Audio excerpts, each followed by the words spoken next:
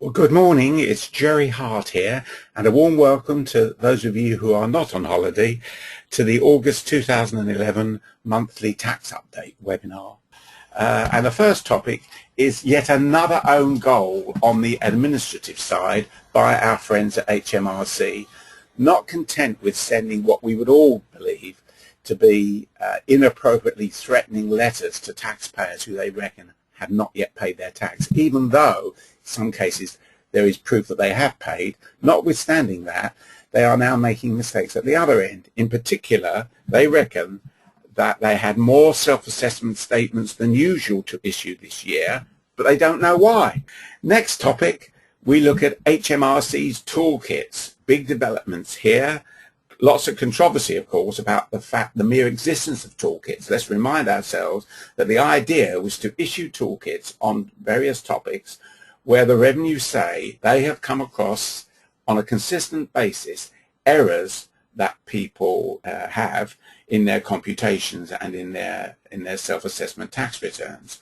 And they think if we point these out to you, particularly as agents, because these, although they're available to everyone to download, these toolkits are aimed at us.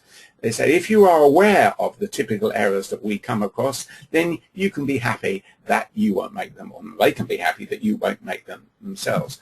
Let's move on to a very interesting topic. We knew something was afoot because the Chancellor did mention this in his budget speech, and this is this new concept of a standalone business angel seed investment scheme, rather a mouthful, BASIS for short. This is up for consultation. And it's a new scheme based, not surprisingly, on the Enterprise Investment Scheme, which of course has been around for a long time. Some of you will know that there was a predecessor to that, the Business Startup Scheme, if my memory serves correct. But it's going to be more narrowly targeted at the seed level, the startup level of the business, and also it's going to be more narrowly targeted in terms of the people investing in it. But looking at the Enterprise Investment Scheme, let's remind ourselves of the tax breaks. EIS relief, as we know, is now available at a fixed rate of 30%, used to be 20%, on a maximum, as I said earlier, of £1 million per tax year from next year, at the moment 500,000, and it has to be in respect of new equity investment. You can't buy shares of somebody and get EIS relief in unquoted trading companies. Now, I don't mention VAT in my monthly webinars unless there is something very big and important on this, and I am going to mention VAT in two situations today. The first one is a very important situation if you get involved in this, in terms of VAT exemption on the fees charged by insolvency practitioners.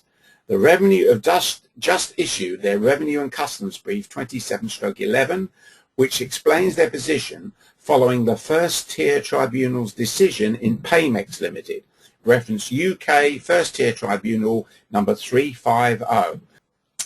Let's move on and look at a development in HMRC inquiries, and this is the Litigation and Settlement Strategy, LIS for short. And this sets out the principles within which the Revenue handle all disputes. And that's not just disputes relating to an item of expenditure, for example, any disputes which can be resolved by agreement or through litigation. So it includes most of HMRC's compliance activity, which, as we've seen over the last few months, and I'm sure you know, has changed pretty dramatically now to looking at concentrating on specific aspects rather than doing full inquiries.